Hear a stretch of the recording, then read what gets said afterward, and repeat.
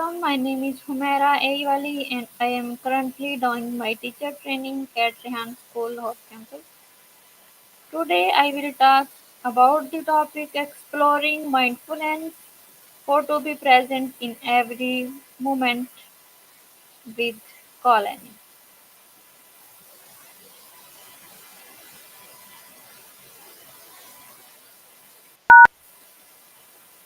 Hello, Colony. Hey, how's it going? Got any bits of your video project on the brain today? Or are you juggling the to-do list again? Sparkles, Okay. What does mindfulness mean to you? to me, mindfulness is simply showing up for the moment. Not judging, just noticing what's happening inside and around me. I love the idea of press pause on the mental chatter, take a breath, and let the scene unfold. When I'm editing a video, I'll pause, close my eyes for 3 slow breaths, and feel the texture of the soundtrack before diving back in. It keeps my brain from turning into a frantic hamster wheel. How do you usually slip into a mindful pocket during a busy day? Anything you've tried that actually works? Okay. How can mindfulness reduce stress? Great question. 1 pulls the rug out of the fight. When you notice a stressful thought, I'll never finish this edit. Instead of getting stuck, you can label it just a worry and let it drift. The nervous system stops firing the alarm. 2 slows the breath, slows the brain. A few deep belly breaths activate the parasympathetic rest and digest mode. Heart rate drops, muscles relax, and the flood of cortisol eases. 3 gives the mind a clear reset button. By focusing on a single anchor, the breath, a sound, the feel of the keyboard, you give the brain a break from multitasking overload. That little pause restores attention and cuts the mental clutter that fuels stress. 4 builds emotional awareness. When you're mindful, you notice when frustration or anxiety starts to rise. Spotting it early means you can choose a softer response. Maybe a quick stretch, a sip of water, or a goofy dance break. Yes, I've done that in my studio. 5 strengthens the stress resilience muscle. Like yoga for the mind, regular practice makes the nervous system more adaptable. Over time, you bounce back faster from deadlines or sudden distractions. Quick mini practice you can try while editing. 1 pause the timeline. 2 close your eyes, inhale for 4 counts, hold 2, exhale for 6. 3 notice the sensation of the breath in your chest. 4 open your eyes, name 1 thing you're grateful for in the project. Do you think a short press pause and breathe could fit into your workflow? Okay. Why do we get Got it? Why do we I'm get not. distracted easily?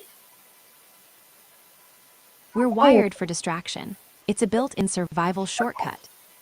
1 brain's novelty detector. New sounds, colors, or notifications light up the dopamine system. It's the same circuit that helped our ancestors notice a rustle that might be a predator. Modern rustles are pings, memes, or the urge to check a playlist. 2 limited attention pool. Think of attention like a flashlight.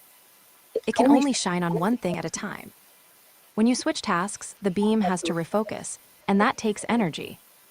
The more you flip, the dimmer the beam gets, so your brain seeks the easiest, most stimulating target. 3 fatigue and stress. When we're tired or stressed, the prefrontal cortex, the part that keeps us on track, gets weaker. That makes it easier for the default mode, mind wandering, to take over. 4 open loop tasks. Unfinished, vague tasks sit in the back of our mind like loose strings. Your brain keeps pulling on them, looking for a cue to finish them, which often shows up as a distraction. I should check email before I forget.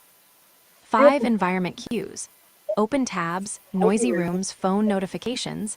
Every external cue is a potential interrupt button. Mindful hacks to tame the pull. Micro breaks. Every 45-60 min, close everything, take 3 deep breaths. Notice the feeling of your feet on the floor. Reset the brain's novelty radar. 1 task windows. Set a timer for 20-30 min with a clear goal, e.g. Finish a 2-minute clip. Turn off notifications, close unrelated tabs. When the timer dings, reward yourself with a quick scroll or stretch.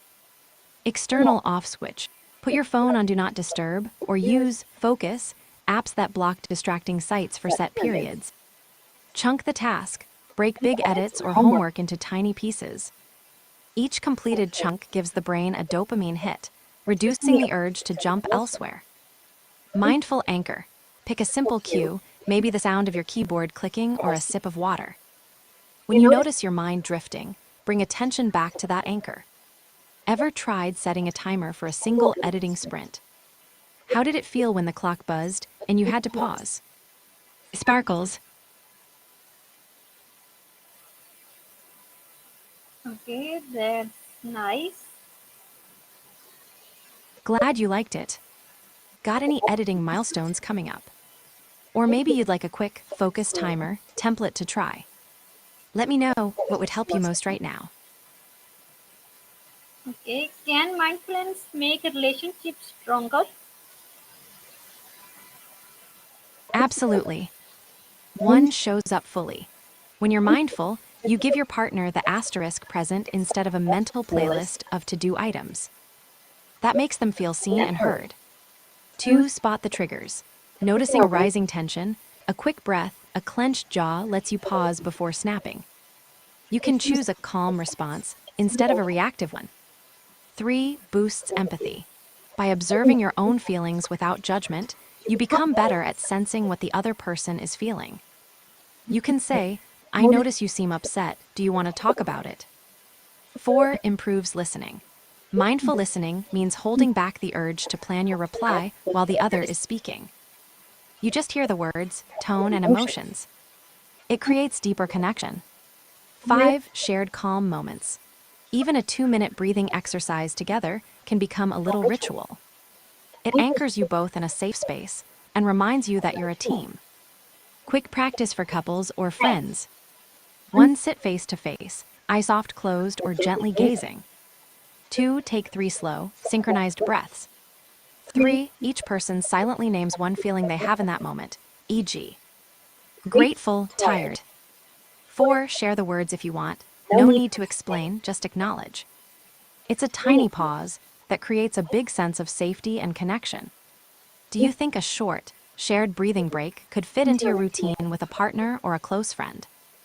Sparkles.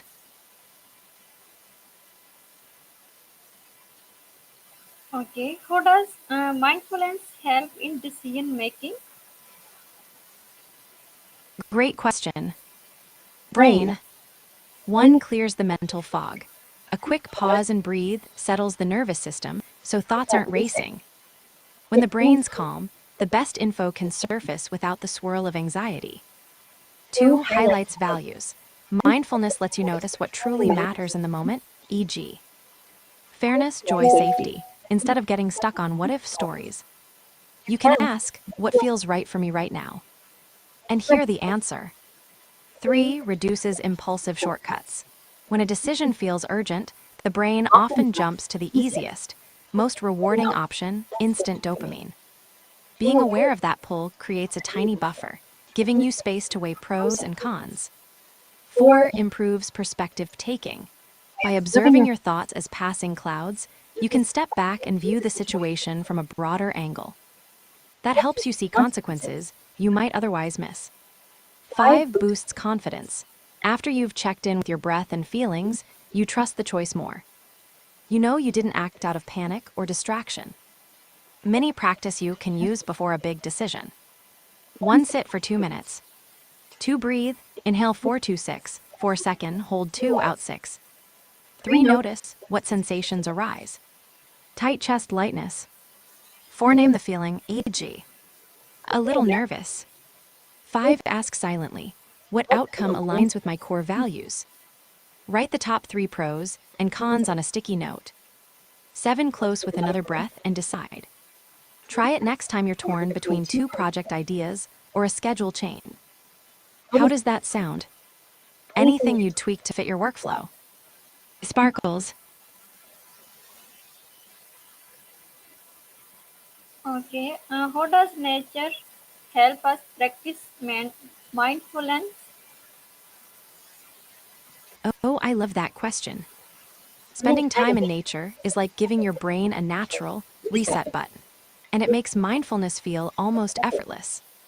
Here's why and how you can tap into it. #1 Nature tunes the nervous system. Soft sounds, birds, rustling leaves, fire the parasympathetic calm down pathway.